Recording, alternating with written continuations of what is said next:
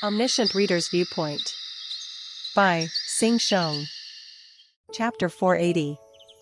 One Single Fable. Part 4. Pasut. The traces of a fable stained the unbreakable faith. Thick smoke arose from this burning fable. What used to be someone's history was now scattering away as ashes. Kim Nam-woon's blood-soaked white hair strands were hooked on the edge of the sword. This was Kim Dokja's choice. I watched his hair scatter away within this ash-gray smoke and opened my mouth. When I was young, I really hated you. When I was still absorbed in reading The Ways of Survival, Kim Nam-woon was the only character that I couldn't sympathize with. If every person appearing in that novel was my Hyung, my father, my Dongsing, and my Nuna, then the character, Kim Nam-woon, was the cautionary tale for me. Your so-called justice had no dignity, and your killings were indiscriminate. The 18-year-old boy adapted to this abnormal world faster than anyone else. He was the incarnation who wielded his knife with reckless abandon and sheer arrogance, while throwing himself fully to the darkness. Unhesitantly carrying out acts of evil, while spewing out one corny line after another. Such traits were so vividly drawn out, and my younger self could unabashedly hate this guy as a result. The evil fashioned just so that one could hate and detest it without holding back. That was Kim Nam-woon. You are a villain. It's the same story back then and even now. I muttered out as if I was talking to myself. Fables staining the blade dripped down like blood. Kim Dokja, now an adult, was looking at Kim Nam-woon once more. Just like how the characters from The Ways of Survival changed inside the scenarios, the person reading that story, me, also changed too. I was now old enough to figure out why he had to become a villain. Perhaps it was Kim Dokja's fault that Kim Nam-woon had to become a villain. Because I read The Ways of Survival back then. Because I offered my opinions to the author, and just like how constellations would do, I evaluated and judged him. Dear author Nim, does Kim Nam-woon have to become the comrade again this time? Because I believed that he was merely a character the author had created, not a living, breathing person. When I thought about it, the reason why I hated Kim Nam-woon was pretty simple in nature. Yoo Young-hyuk always took you in as his comrade. Out of everyone from The Ways of Survival, Kim Nam-woon most closely resembled me.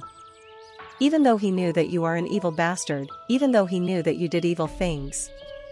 Even then, he took you in. If I was him, how would I have turned out? Chonggil High School, second year, Kim Nam-woon. A regular high school student living under the stress of the studying and at odds with his parents. What would happen if such a high schooler was thrust all alone in an extreme environment where he couldn't survive without taking the life of another, and no one was there to protect him? At first, I thought that Yoo Young-hyuk was thinking of practical benefits. Because you as an incarnation held a high potential, that's why. But when I thought some more about it, there were other people with just as much potential as you. Even then, Yoo Young-hyuk always accepted you as his comrade every single regression turn. If it was me, would I have been able to make a different choice? While repeating the first turn, the second, then the 3RD, then even the 999th, would I have survived by making a different choice than the Kim Nam-woon from that time? When I think about it again now, maybe it was not Yoo Young-hyuk chasing after practical benefits, but me. From when I started reading The Ways of Survival, Yoo Young-hyuk's age remained 28 years old. He was an adult back then, and even now, too. Maybe he had already known the truth, that life was an accumulation of one's choices, that those countless choices piled up to eventually become a fable worth a single person. That no one was designed to be evil from his birth. Just as how the first turn was different from the second, the 998th turn was also different from the 999th. And that might be the real reason why he repeated his regressions after all this time. The blade stopped midair. The unbreakable faith had faintly dug into the dazed Kim Nam-woon's carotid artery and stopped right there. I spoke in a half-sighing tone of voice. That doesn't mean you can be forgiven for what you've done, though. What I wanted to say to you, though, was, Kim Nam-woon, An incredible surge of status rushed in from behind me. Someone was running towards this side like a tank while breaking past the vicious barrage of shelling. It was the 999th turns EG High. All because Kim Nam-woon found himself in danger. She abandoned her island, broke past the shelling, and was hurriedly approaching here, even at the cost of her entire figure turning into tatters by facing Kim Dokja Company's attacks directly. You're blessed, aren't you? You even have a comrade who worries about you to that extent. The word comrade caused Kim Nam-woon's empty eyes to tremble. It wasn't just EG High rushing towards this place either. I thought that my back was growing hot, which was followed by the threatening sensation encroaching upon the nape of my neck. It was the flames of retribution. What are you scheming now? The 999th turns Uriel, who had been engaged in a battle against Yu Young-hyuk only a second ago, was standing right behind me even before I had noticed it. I slowly shifted my head towards her. She must have escaped from the battle in a great hurry, because her pure white wings were all torn to shreds, with deep wounds visible all over her figure. Just a casual glance told me that she was grievously injured. She had disregarded all of her resentment and hatred, even her desire to win, and chose to fly over here all because of the danger to Kim Nam-woon's life. There were some things that wouldn't change even after becoming an outer god. Comrades willing to risk their lives for the sake of just one person, because they were such people. They got to see the end of the 999th turn without Ju Young-hyuk's presence. My scheme, is it? That's what I want to ask you. Along with a soft landing noise, Yu Young-hyuk appeared behind the 999th turns Uriel. His dark heavenly demon sword was aiming at her neck. The emotions in his eyes were clearly complicated. His expression seemed to be criticizing me, but at the same time, also sympathizing with my choice, too. Maybe it was both. His eyes seemed to imply that, now that things had turned out this way, I should do what I wanted here. I was going to do that without someone giving me his permission, anyway. You and other outer god kings could have easily destroyed Earth if you really wanted to. My words caused the eyes of the 999th turns Uriel to faintly tremble. The Great Apocalypse scenario is currently in progress. We weren't talking about any other scenario, but the Great Apocalypse taking place within the 98th scenario. A scenario that not even the constellations of the distant skies dared to participate in, out of fear of their complete, eternal destruction. At a bare minimum, the descending outer gods in this scenario wielded absolute power to easily scorn every single constellation. With just a flick of one hand, every island on the Pacific Ocean was annihilated. I could still vividly remember that sentence from the original novel. These kings could even summon an asteroid from the outer space and have it collide with the planet if they wanted to. They were existences that, after descending to this world as calamities, could drag in much larger probability and use it at will. Why haven't you done that from the beginning? And all of my plans began from this very question: why didn't they try to destroy Earth right out of the gate, so to speak?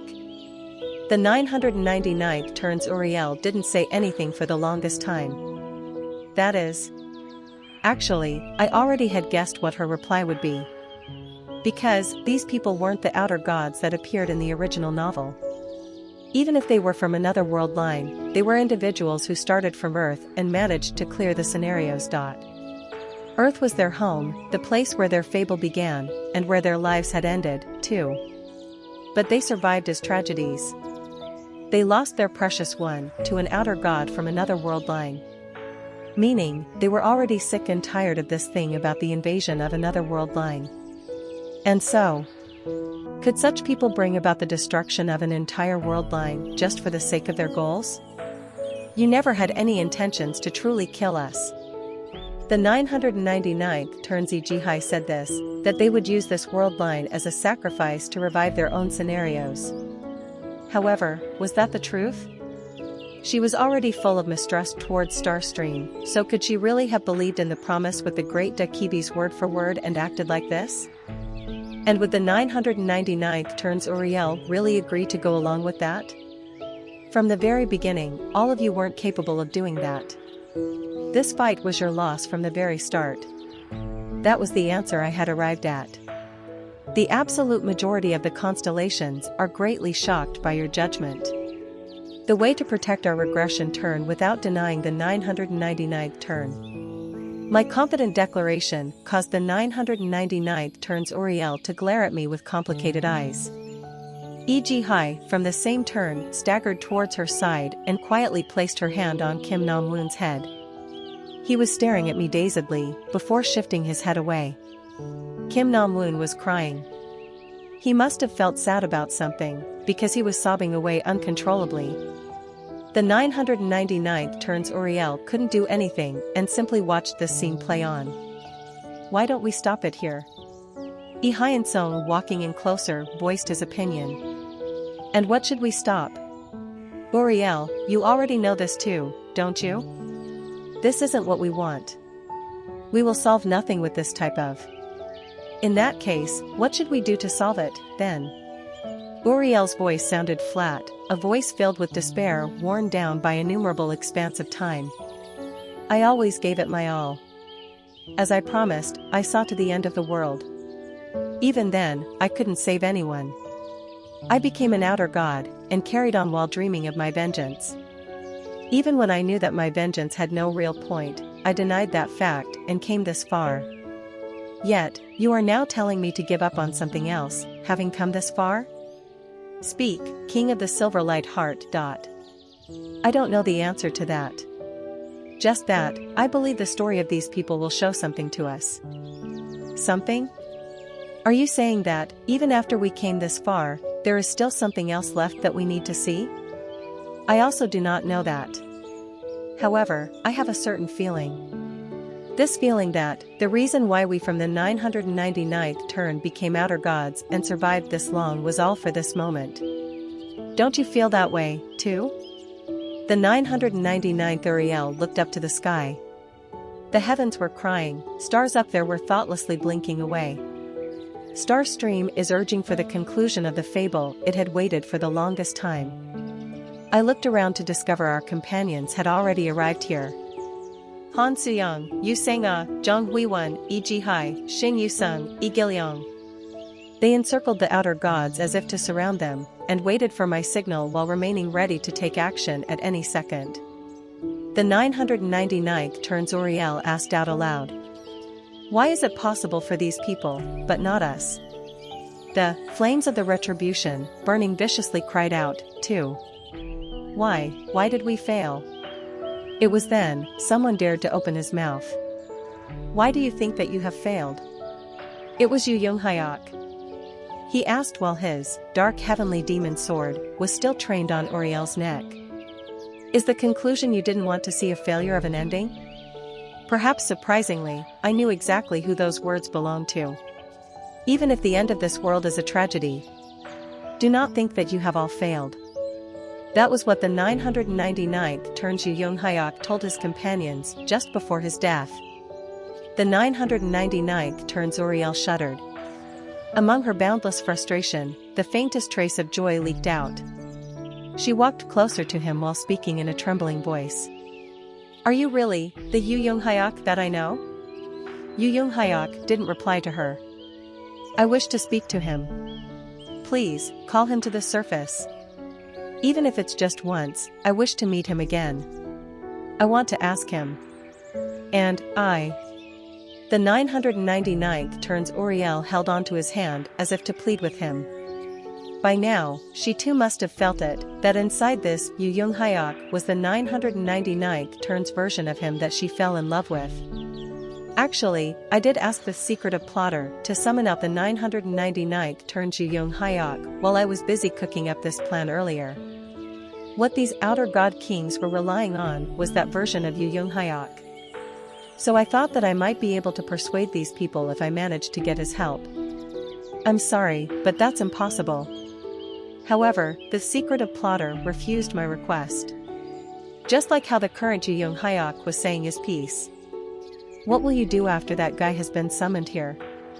That is, if he tells you to surrender, will you do exactly that? If he tells you to listen to our demands, then are you going to follow his orders again? The complexion of the 999th turns Uriel grew paler and paler with every word spoken. I wanted to tell him that was enough, too bad, he didn't stop there. His words poured out like merciless sword strikes. And from a certain point on, I realized something else. What refused my request was neither Yu Young-hyuk nor the secretive plotter. 999th turns Yu Young-hyuk is keeping his silence. It was 999th turns Yu Young-hyuk himself who refused to show up. In that moment, a belated realization washed over me. So much time has passed by already, yet you still can't decide on anything without his presence? Only now did it feel like I could understand everything, like, on why he refused to heed my request. Like, why the 999th turns Yu Young-hyuk chose not to appear before his companions. The 999th turn story was completed through Yu Young-hyuk's absence.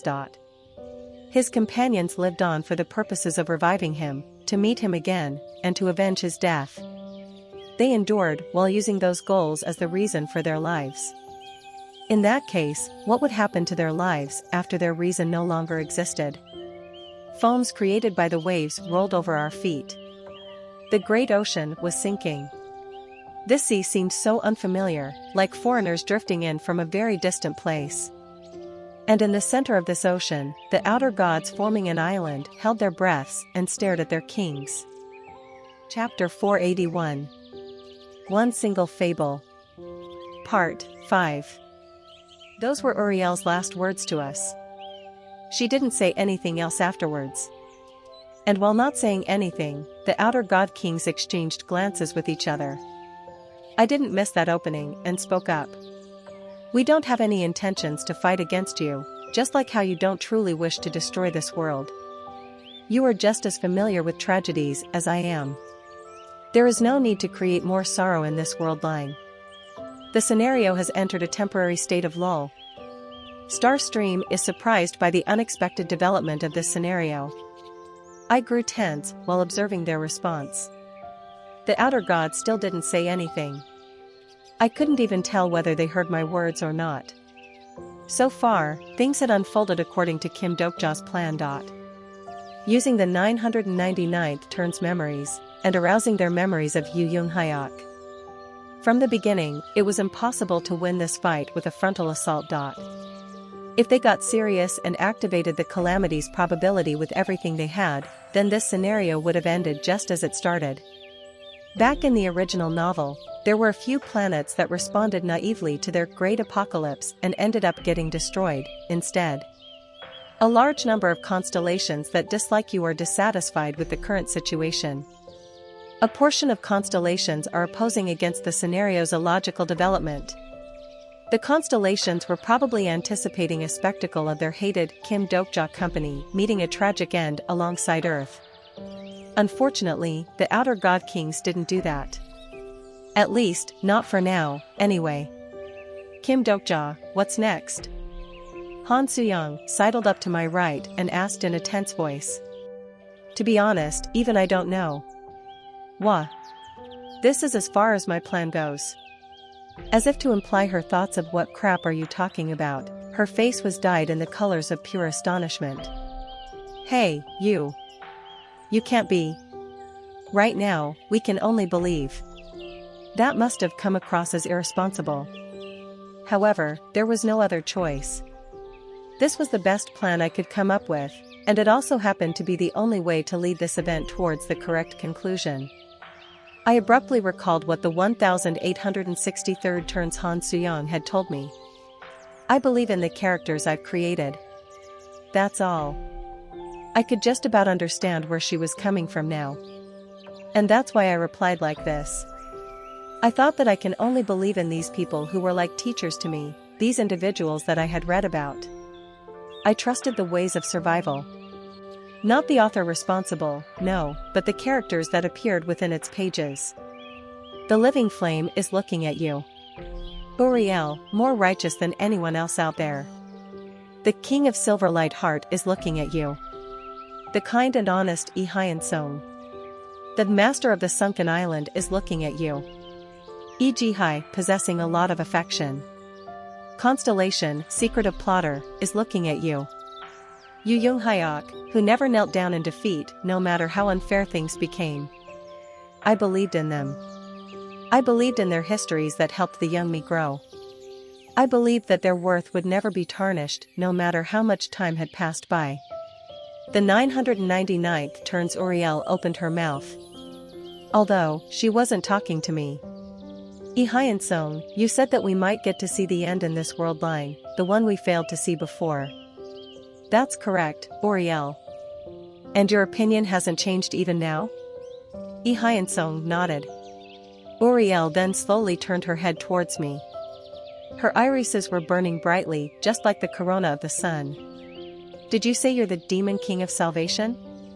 Against that gaze seemingly testing my righteousness, I subconsciously swallowed back my saliva and nodded my head. Through this world line's version of myself, I have seen the fables related to you. It was then Zhang Huiwan standing nearby flinched a little. Technically, though, it wasn't her, but probably Uriel, instead. I was getting a somewhat ominous vibe here. What the living flame said next was completely out of my expectations, though. Your fables were quite similar to those of Yu Jung Hyok's that I'm familiar with. From the way you cleared the scenarios, to how you looked after your companions. This world line resembles ours quite closely. The expression on the 999th turns EG high was rather complicated. I realized why they stood around looking at each other for such a long time the moment I saw her face.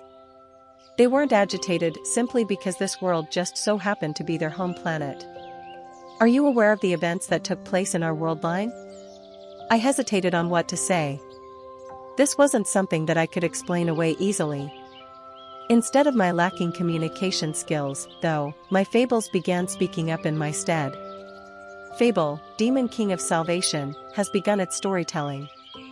A portion of the fables I possessed traveled towards the beings from the 999th turn via the tip of my hand. Fable, One Who Opposes the Miracle, has begun its storytelling. Fable, One Who Hunted the King of Disasters, has begun its storytelling. I observed them reading my fables. Diverse, colorful expressions filled their faces. It was quite clear what overlapped with my fable while they were reading it. Did I also make such an expression while reading The Ways of Survival for the first time?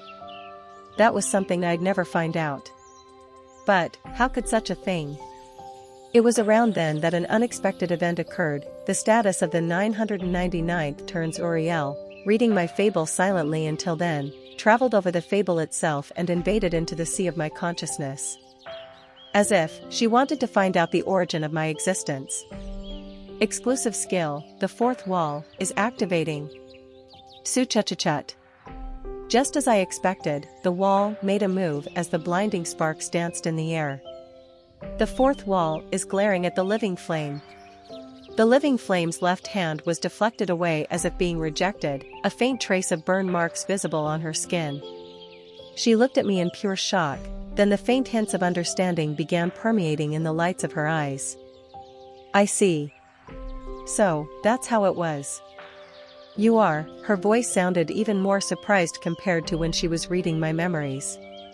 The last fragment of the final wall, is it? Is that why the secretive plotter was so obsessed over you? Please make your decision.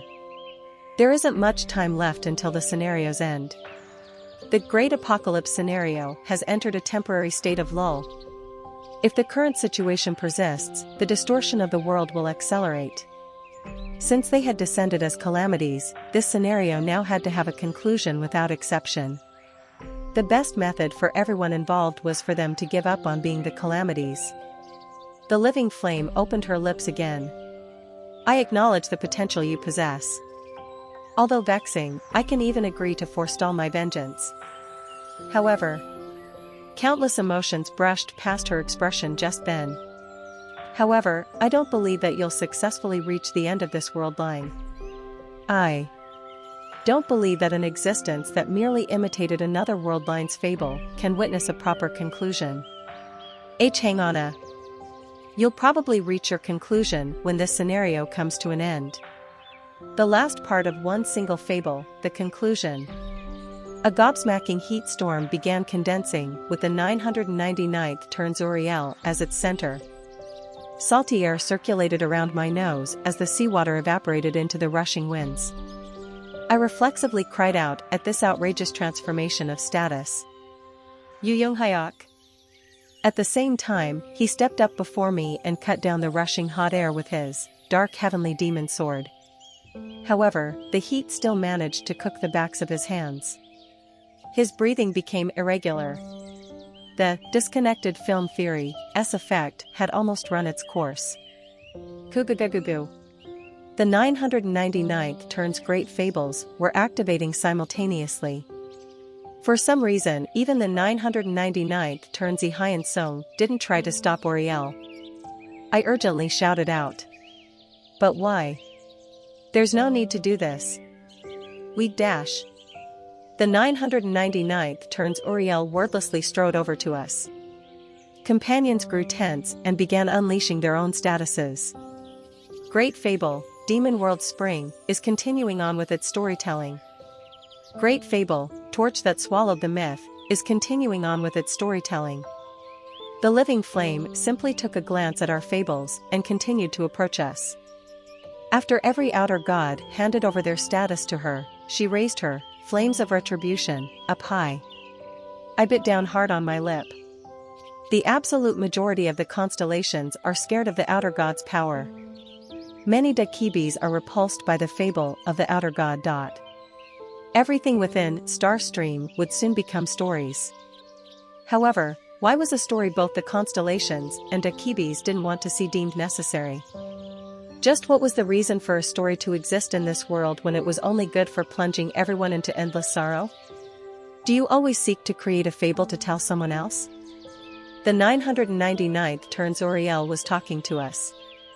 The flames of retribution, refined to the stunning degree, was now talking about the time outside of the scenarios. Who does it exist for, this fable you have compiled so far? While listening to her true voice, I realized what her intentions were. A story nobody supported. Even then, she wished to see the end of this particular scenario. And that is the answer the living flame had chosen. The reason why she wanted to continue on with this scenario wasn't because she agreed with the constellations, nor did she want to side with Starstream. Show me your conclusion. Prove it to me that your group can reach an end different from any other world lines. Stars in the skies were looking at us. Stars that had been watching this story for a very long time. I imagined those countless starlights, and then, end of all the worlds waiting. Beyond that, I imagined the end of this story, the one I'd been building up to for a long time. Kim Dokja. The waves of heat completely filled up my view. The hellfire of the 999th turns Oriel, intermingling with the odor of burning sulfur, created the tsunami wave of lava. It was the moving wall of enormous status, capable of immediately melting everything that it touched. The victory would be decided with one attack. Block that, and we'd emerge as the victors. Focus your great fables, everyone. Petty tricks were rendered useless in the face of a calamity. My companions helped me with the mobilization of the great fables, rather than focusing on their own specialties. Xin Yusung, Yi Gilyong, and even Yu Sang-ah, too, everyone raised their hands up in the air and added their share of the great fables. Great Fable, Season of Light and Darkness, has begun its storytelling. Accompanying the noises of the heavens splitting apart, the roars of the apocalypse dragon could be heard. Right next second, yet another loud howl exploded out from Han Suyong's direction. Kuuhu. The former candidate for the apocalypse dragon, the abyssal black flame dragon, was firing its breath. Zhang Huiwen dashed forward while riding on the vicious storm of the black flame. Constellation, lily blooming on Aquarius, is unleashing her status. Constellation, demon-like judge of fire, is unleashing her status. Two archangels were working together with Zhang Huiwen. Her judge's sword, raised up high, was now cutting down the tsunami wave. Kwaya. Was it because of the two archangels' combined attack? For a moment there, the tsunami wave's movement grew sluggish. Yu Yonghyuk didn't miss that opening. Fable, Hellscape of Eternity, is continuing with its storytelling. Traces of numerous regression turns branched out from his dark heavenly demon sword. His status spread out and began destroying the rushing wave. It's not enough. Unfortunately, his desperate resistance couldn't last for long. The sparks dancing all over his body were getting fiercer and fiercer. The disconnected film theory S effect had finally run out, in other words. The moment his status began declining sharply, he let rip one powerful attack at the center of the wave, breaking the sky swordsmanship. Inner mysteries. Split the dark ocean. A minute opening was created by the attack from his inner mysteries. I didn't miss that. Mogmaya, preparations are complete. Also, the voice I had been waiting for entered my ears just then, too. Surrounding clouds gathered around me as if to envelop me. Somersault clouds, filled to the brim with cracking thunderbolts, completely encircled me. My body was buzzing as if every lightning found in the heavens had been hoovered up here. We can use this only once. I kicked off the clouds and dashed into the gap within the lava. My wings generated through the Demon King transformation were lit on fire, and it felt like my eyeballs were being cooked by this horrifying heat. However, I didn't stop. I had a duty to protect this path my comrades opened up for me. The one single story that can stand as the testament to our lives. My feet moved faster and faster until they became streaks of light. I used the powers of lightning transformation to hold together my incarnation body, threatening to explode at any second. Faster and stronger, as if I had become a single streak of lightning. Kururururu. The lightning charged fully in both of my hands boiled vigorously. This lightning, capable of smashing apart countless stars found in Starstream, the one that half-destroyed Emperor's heavenly palace. I used up every ounce of my strength to throw the Rui Jingu bang. Stars in the skies boiled over, and nebulas shrunk back. The thick dark clouds rolling in the heavens alluded to their despair. This single attack carried all the condensed power of the great sage Heaven's equal. Just like what he did during the final battle. The lightning bolt broke past the incoming lava and advanced forward. Quack quack quack quack. The tsunami wave of lava exploded grandly and evaporated right there and then. The streaks of electricity branching out created a path above the splitting wave. It was the path of the fable we had been walking on. And I ran on it. Great Fable, Demon World Spring, is arranging your conclusion. The Demon World's beginning/GI. Great Fable, Torch that swallowed the myth, is proudly guiding you. Olympus's development/sung. Great Fable, Season of Light and Darkness, is right by your side. The Great War of Saints and Demons climax/John. And then, Great Fable, Liberator of the Forgotten Ones, is dreaming of the final fable. The last that hadn't been filled yet. Quia. All the fables we experienced together merged into one and emitted blinding rays of light. The explosion of light so bright that it seared my eyes, blanketed everything. When I raised my head again, the volcanic ashes from the lava were scattering away in the air. The sky looked desolate after everything had come to an end. The dust blocking the gazes of the stars fell like snow and covered the ocean's surface. Someone was plopped down on her, but in front of the unbreakable faith, I could see the broken wings of an archangel. From the beginning, she wasn't planning to win against us. I quietly stared into her eyes. I didn't know whether this was enough proof or not. Just that, this was the best I could show as the current me. The 999th turns Uriel stared at my blade for a long time. It was as if she was repeatedly mulling over the last line of text, as if this pointy tip of the blade was the full stop putting an end to all of her fables. Then, her gaze slowly shifted along towards where that tip of the blade was now pointing at. It was beyond the horizon where the distant sky and the ocean met. That's where the end of this world line was. A faint trembling flickered past her expressions. The 999th turns E.G. Hai, E. Hyen Song, and even the still-dazed Kim Nam-woon were all staring in the same direction as her. Beyond the falling gray ashes, something blurry could be seen. Fear began clouding the expressions of the outer gods. I instantly realized what they were staring at. At the place where they arrived once before, during the 999th turn. At the final wall, that could never be overcome if one insisted on living within this world of fables. Calamities of the Great Apocalypse scenario are giving up on the positions of calamity. The Great Apocalypse is entering the termination sequence. Your last great fable is blossoming. Absolute majority of the constellations are witnessing the moment of your last fable's awakening. I could now hear that wall calling out to me. Hidden scenario, one single fable, has reached the conclusion. Starstream is carefully considering the name of your last fable. You accomplished a feat that every star in Starstream will revere you for. You have arrived at an epic that only an extremely few stars have ever reached. And finally, the message I had been waiting for the longest time could be heard next. You and your nebula have earned the qualification to witness the of everything. The King of Stories is summoning you.